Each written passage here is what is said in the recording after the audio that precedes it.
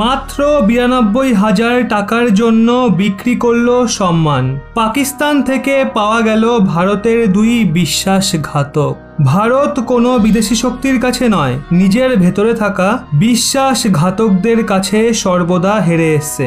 সে পাকিস্তানের জয়ে বাজি ফাটানো গ্যাং হোক বা পাকিস্তানের কাছে সততা বিক্রি করা গাদ্দার। কিছুদিন আগেই নৌসেনার প্রচণ্ড সিক্রেট তথ্য পাকিস্তানকে পৌঁছানো সেনা জওয়ানদের ধরা হয়েছিল, যার পর চীনের ইশারায় তথ্য পাঠানো পত্রকারকে ধরা হয়। তো এখন একবার পুনরায় ভারতীয় সেনার দুই জওয়ানের ওপর অভিযোগ উঠেছে, যারা মাত্র 92,000 টাকার জন্য পুরো দেশের সুরক্ষাকে বাজি লাগিয়ে দেয়। এই দুই জওয়ান মিলে প্রায় 900-র মতো সংবেদনশীল ফাইল পাকিস্তানে পৌঁছে দেয়, যার মধ্যে 800-র মতো ফাইল ভীষণই সংবেদনশীল বলে মনে করা হচ্ছে।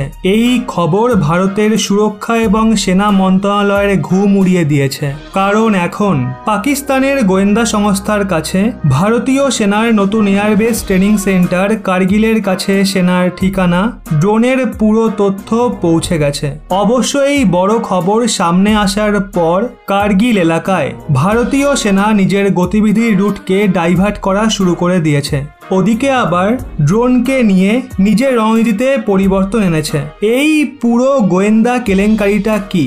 আসলে বন্ধুরা, পাঞ্জাবের জলন্ধর পুলিশ ভারতীয় সেনার দুই জওয়ান হারপ্রীত এবং গুরভেজ সিংকে গ্রেপ্তার করেছে। এই দুজনের ওপর দেশের গোপন ফাইল লিক করার অভিযোগ রয়েছে। তারা পাকিস্তানের গোয়েন্দা সংস্থা ISI-কে সুরক্ষার ফাইলপত্র পাঠাচ্ছিল। হিরোইন সমেত গ্রেপ্তার এক ড্রাগ পাচারকারী এই তথ্য প্রকাশ করেছে।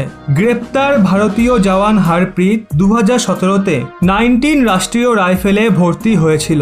উনি কার্গিলে 18 শিখ লাইট ইনফ্যান্ট্রিতে মোতায়েন গুরভেজ সিং এর সাথে জোট বাঁধে আর গোপনীয় ফাইলপত্রকে পাকিস্তান পাঠায়। ভাবতেও অবাক লাগে, মাত্র 92,000 টাকায় তারা দেশের সুরক্ষাকে বিক্রি করে দেয়। গুরভেজ সিং ইনফ্যান্ট্রি থেকে অসংখ্য ফাইলের ফটো হারপ্রীত সিংকে পাঠাতো, যার পর একটা অ্যাপের মাধ্যমে পাকিস্তানের গোয়েন্দা সংস্থাকে সেগুলো পাঠানো হতো। এইভাবে দুজনে কিছুদিনের মধ্যেই প্রায় 900 ফাইলপত্রকে পাকিস্তানের কাছে পাঠিয়ে দেয়।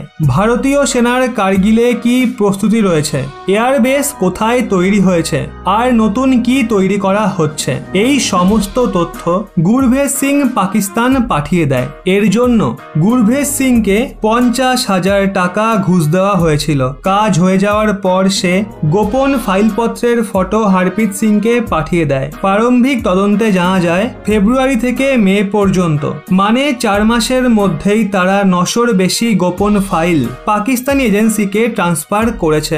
SP মনপ্রীত সিং ঠিল্লুও মামলা খতিয়ে দেখছে। সেই মামলা সংবেদনশীল এবং ভারতীয় সুরক্ষা সম্পর্কিত হওয়ায় পুরো তথ্য দেয়নি। ওনারা বলেছেন তারা মামলা খতিয়ে দেখছে। ভারতীয় সুরক্ষা সম্পর্কিত হওয়ায় তারা বেশি তথ্য প্রকাশ করতে পারছে না, কিন্তু 900-র বেশি ফাইল পাকিস্তান পৌঁছে গেছে।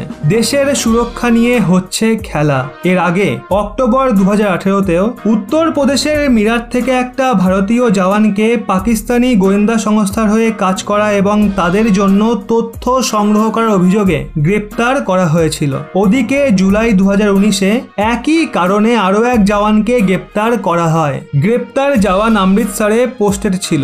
মার্চ 2021-এ রাজস্থান পুলিশও সেনার এক জওয়ানকে গ্রেপ্তার করেছিল, যার ওপর ভারতীয় সেনার গোপন তথ্য কথিতভাবে পাকিস্তানের গোয়েন্দা সংস্থা ISI-কে দেওয়ার অভিযোগ ছিল। ওই জওয়ান পাকিস্তানি গোয়েন্দা এজেন্সির এক মহিলা এজেন্টকে সোশ্যাল মিডিয়ার মাধ্যমে সেনার সমস্ত তথ্য লিক করত। উনি সিকিমে নিযুক্ত ছিলেন। সে পাকিস্তানি ইন্টেলিজেন্সের টাচেও ছিল। ভারতীয় সেনার গতিবিধিকে লাগাতার পাক এজেন্সি পর্যন্ত পৌঁছানো হচ্ছে। এই অভিযোগে অনেক জওয়ান গ্রেপ্তারও হয়ে গেছে।